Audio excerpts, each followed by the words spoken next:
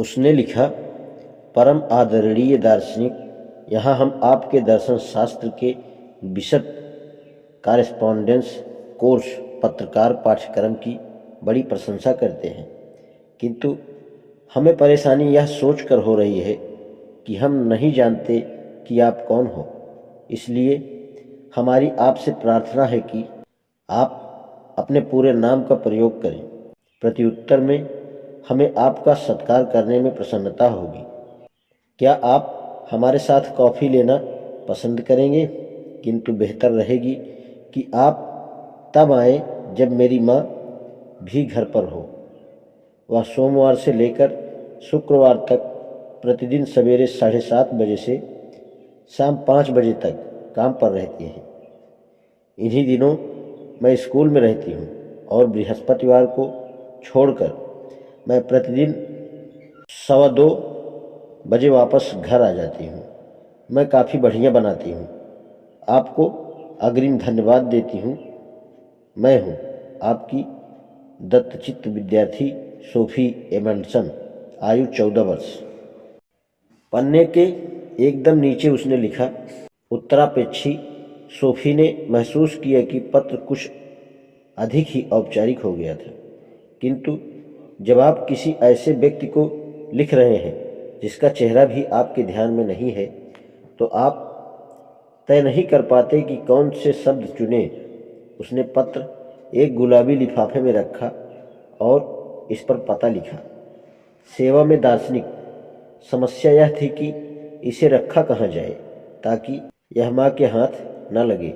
इसे mail box में रखने के पहले उसे माँ के आने तक प्रतीक्षा करनी होगी और फिर उसे अगले दिन मेल बॉक्स को सवेरे अखबार आने से पहले जल्दी देखना होगा। यदि आज शाम या रात को उसके लिए कोई नया पत्र नहीं आता है तो उसे अपना गुलाबी लिफाफा उठाकर अंदर ले आना होगा।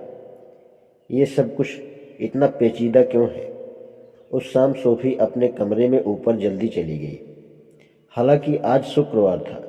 उसकी माँ ने उसे पिज्ज़ा और टीवी पर एक थ्रिलर का लालच देकर रोकना चाहा, किंतु सोफी ने कहा कि वह थक गई है और अपने बिस्तर पर लेटना और पढ़ना चाहती है। जब उसकी माँ बैठी हुई टीवी देख रही थी, सोफी चुपके से अपने पत्र के साथ बाहर मेल बॉक्स तक जा पहुंची। स्पष्ट था कि उसकी माँ परेशान थी।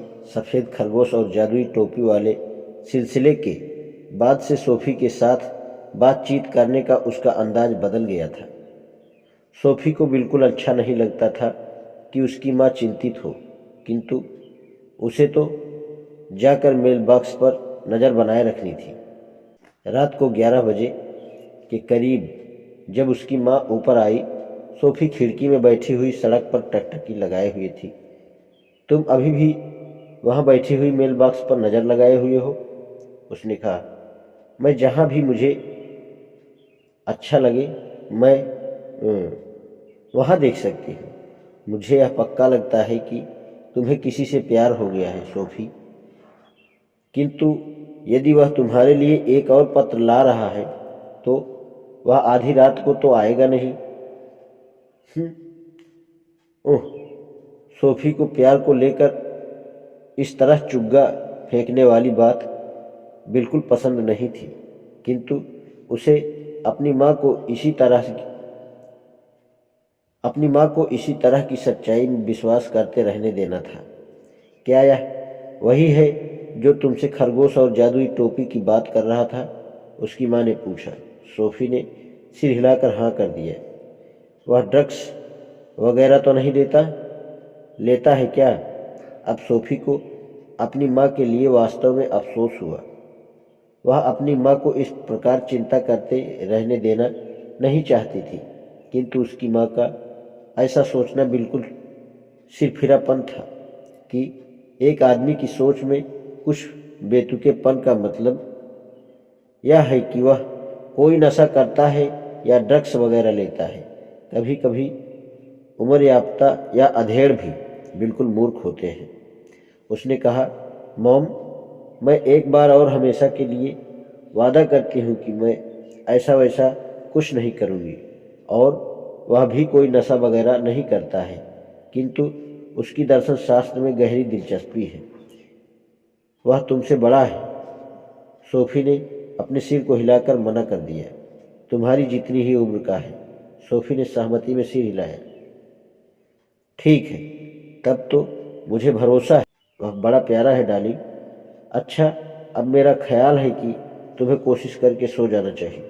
किंतु सोफी खिड़की में ही बैठी रही। लगता है उसके लिए अपनी आंखें खुली रखना भी मुश्किल हो गया था। रात के 1 बज गए थे। वह बस बिस्तर पर जाने ही वाली थी कि उसकी नज़र अचानक जंगल से निकलती एक छाया पर पड़ी। हालांकि बाहर बिल्कुल अंधेरा था, वह पहचान रही थी कि आदमी की आकृति है। यह एक आदमी था और सोफी को लगा कि वह काफ़ी बूढ़ा था। वह निश्चित रूप से उसकी अपनी उम्र का नहीं था। वह कोई टोपी पहने हुए था। सोफी यह बात विश्वास पूर्वक कह सकती थी कि उसने सिर उठाकर घर पर निगाह डाली, किंतु सोफी की बत्ती जली हुई नहीं थी। आदमी सीधा मेल बॉक्स के पास पहुंचा और एक बड़ा लिफाफा उसमें डाल दिया। जैसे ही वह उसे छोड़ रहा था, उसने सोफी का पत्र मेल बॉक्स में देखा। उसने मेल बॉक्स में अंदर हाथ डालकर इसे निकाल लिया। अगले ही क्षण वह तेजी से वापस जंगल की ओर मुड़ गया। वह जंगल के फुटपाथ पर बड़ी जल्दबाजी से नीचे उतरा और गायब हो गया। सोफी ने अपने दिल को उछलते पाया। शुरू में तो एकाएक उसके मन में आया कि वह अपने पजामे में ही दौड़कर उसका पीछा करे, किंतु वह आधी रात को किसी अजनबी के पीछे दौड़ने की हिम्मत न कर सकी। फिर भी बाहर जाकर उसे लिफाफा तो लाना ही था। 1 या 2 मिनट बाद वह दबे पांव सीढ़ियों से नीचे उतरी, धीरे से सामने का दरवाज़ा खोला और मेल बॉक्स की ओर दौड़ी। पलक झपकते झपकते हाथ में वह लिफाफा लिए वापस अपने कमरे में आई। वह अपने बिस्तर पर बैठ गई और सांस रोक ली। कुछ मिनट गुजर जाने के बाद यह देखकर कि घर में सब कुछ शांत था, उसने लिफाफा खोला और पढ़ना शुरू किया। वह जानती थी कि यह उसके पत्र का जवाब नहीं होगा। उसका उत्तर तो कल से पहले नहीं आएगा। आज इतना ही, इसके आगे कल।